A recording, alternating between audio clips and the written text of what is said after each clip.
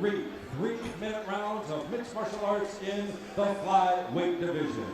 This bout is sponsored in part by Bum Rush. Once again, our referee in charge of this bout, Franklin Gandhi. And now, introducing to you first on my left, fighting out the red corner. He is wearing black trunks trimmed in red. He is training out of 10th Planet Long Beach and Predator MMA by way of South Central Los Angeles. He weighed in 124 pounds. His record, 1 win with 2 defeats. Ladies and gentlemen, introducing Christopher Constrictor Cruz. His opponent across the cage on my right, fighting out of the blue corner. He is wearing black trunks. He is training out of White Tiger in West LA by way of Victorville. He weighed in 125 pounds. He brings to the cage an undefeated record, 3 wins with no losses. Ladies and gentlemen, introducing Carlos "Too Pretty" Morales. All right, man, here we go. 3 3-minute rounds of mixed martial arts in the flyweight division. All right, fight fans, don't blink. Flyweights are in the cage and we are underway. You know, have to touch on this. This young man, Carlos Morales, not only is he 3-0 as an amateur fighter, but you could say he moonlights as a medical student. He's currently enrolled at UCLA, where he is a junior, and he's studying to be a doctor, but right now, he's a doctor of kick-ass. Beautiful turn. Landing in top position here. Cruz rushed in nicely for that single leg, wasn't able to finish it, and Morales now on top, raining down some ground and pound. I think he needs to get out of there ASAP. Gotta watch it. You cannot heel hook, but he was not reaping the leg, I don't think. In the order, and I was going to quote our old friend Renato Laranja and say he needs to go practice his shrimping, IBJJF. Hey, shrimping ain't easy, man. Beautiful takedown defense from Morales. Looks very strong in the clinch. Don't heap the knee. Good job, Morales. Beautiful. I think he should back out. There you go. See, he keeps getting pulled into this guard. This seems to be where Cruz is most comfortable. He keeps ducking his head and looking for this clinch, drag the fight to the ground. He's got 1 butterfly hook in. Let's see if he can get the sweep he's looking for. You know, Carlos Morales seemed to be doing pretty well on his feet there. You might want to second guess the strategy of going to the mat with the guy whose nickname is the Constrictor. And he is out of 10th Planet, so he probably has a tricky half and close guard too. Maybe we'll get to see it. Yeah, he can't. There's no way he can get a butterfly sweep from down there. He's flat on his back. He would need to come back up. Right. But honestly, like I saw for a second after that failed single leg attempt, he actually dove in for like deep half, and I think that's such a risky position in MMA because you put yourself right in between someone's legs and right open to hammer fist. Beautiful pass. Man. Looks like he's going for that omoplata. Oh, he lost it. Morales did the right thing there by keeping the pressure on that on the opposite of the omoplata side. Good, beautiful underhook, man. That's it, dude. That's perfect.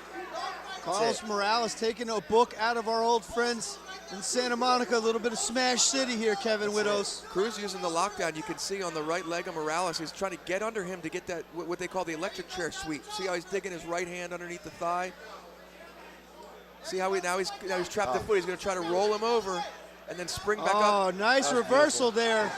Christopher Cruz, the Constrictor, getting awful crafty here. Still has a lockdown on that far leg. Windmill takedown. Face plant by Morales, that might have hurt him. He fell with a lot of impact. Definitely. Christopher Cruz, somewhat of a whirling dervish here with 30 seconds left in the first round. Yeah, this guy's very well versed on the ground. You can tell jiu-jitsu is his home. Really flattening out Morales now, looking for that rear naked. Doesn't have his hooks in, so you can't really foul him too much. Right. But all Morales has to do right now is defend the choke, man. Yeah, I was going to say, it seems to be like a quasi-hook body lock that he's using from the back here. But you got to be careful going halfway and not committing. Well, it's obvious now that what Cruz wants to do. It's going to be up to Morales to keep the fight on the feet. Yeah, Morales can't, get over anxious or anything. I think he should just keep him at the end of his punches. Limit the kicks unless it's like, unless he sets him up, make him keep really, really far away. But limit the kicks. You don't want to give up a leg so he can take him down or anything like that. Right. You know, one of the odd things that I noticed is normally when you have a couple flyweights like this, you see a lot of straight, quick punches, but when these two were standing, they were trading those power hooks. More indicative of the higher weight classes, not your typical flyweight fight so far. Yeah, and they looked like they had power in those punches also. Man. Yeah. They were planted and they were just chunking them. So this fight, it's a very exciting fight for sure. Can go anyway. What is it about the SparStar ring card girls that always make me forget the rounds, Kevin? You're a red-blooded American man. They certainly make it hard to count to 2. Yes.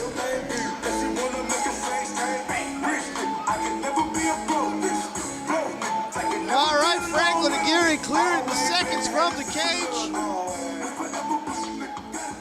You know, if you think back to how he ended up on top, it all started from that half guard. He got the lockdown from the half guard, forced what they call the dogfight position, and ended up on the back and eventually taking down Morales. Round 2, here we go. Yeah, see, stuff to stay far away, man. Cruz looks very tired already, like mouth wide open, winging these hooks. You know, that's what I was trying to say. I've seen a lot more hooks than I have straights and crosses. It seems to be a rock'em sock'em robots and not the. Morales has got to fight for that underhook. He keeps going to the underhook, which is going to give Cruz the opening for the deep half. Yep. And especially, well, he opened up here. No, get Ooh, nice lefts and rights landed for Morales. Cruz is tired and he's eating big shots now. He's going to have to really push through here. Yeah, Carlos Morales channeling his inner Albert Morales here with some vintage SparStar smash. pass. Come on, baby. He's real set up, real nice for a leg drag here. You know, Christopher Cruz, I may be wrong. You guys are more versed on the ground than I am. He seems to be using his legs a lot, but it's risk versus reward.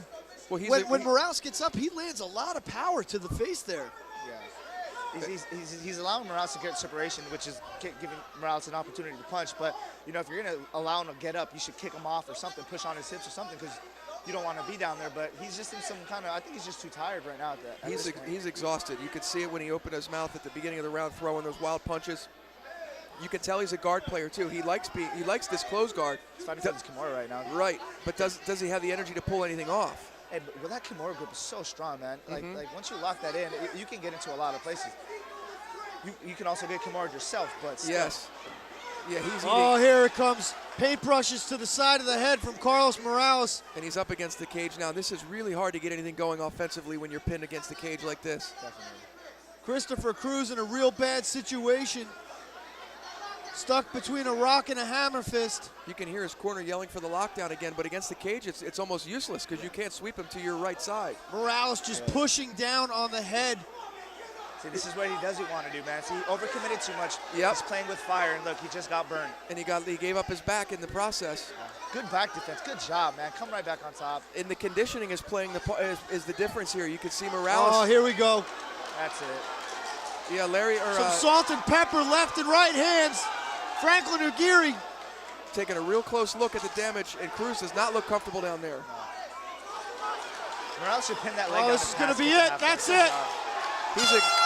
Cruz is dead tired. I knew he was dead tired coming out. Carlos Morales picks up a huge victory over an absolutely exhausted Christopher Cruz. Hey, it's a Morales thing. That was awesome. Yeah. That's that Irish blood. Man. Has something to do with Morales and SparStar MMA, Definitely. the two names synonymous with wins. No, that definitely put the flyweight division at SparStar and Camel, man, on lockdown. That was an awesome win. He showed that he can stand, he can bang, he can get you to the ground. Obviously, he wasn't the better grappler, but shit, he stayed on top and dominated. That's the difference conditioning makes. You can have a black belt, and if he's tired, an in-shape blue belt will Here's give the him help. dominant position here as we get a look at the replay. Absolutely landing IQ-changing hammer fists to the ear of Christopher Cruz, who's dreaming about unicorns at this point, and Franklin Aguirre steps in and sets everything right again. He's got the Naruto headband. Yep. What is it? Naruto. I don't know much about it. I just know it's a anime character with yellow hair. Either way, Carlos Morales picks up an impressive second round victory over a very tough Chris the Constrictor Cruz. But let's send it up to Jim Fitzgerald for the official decision. Ladies and gentlemen, at 2 minutes, 37 seconds of round number 2, referee in charge, Franklin Aguirre, stops the contest in favor of our winner by TKO. He is still undefeated. The blue corner, Carlos 230 Morales.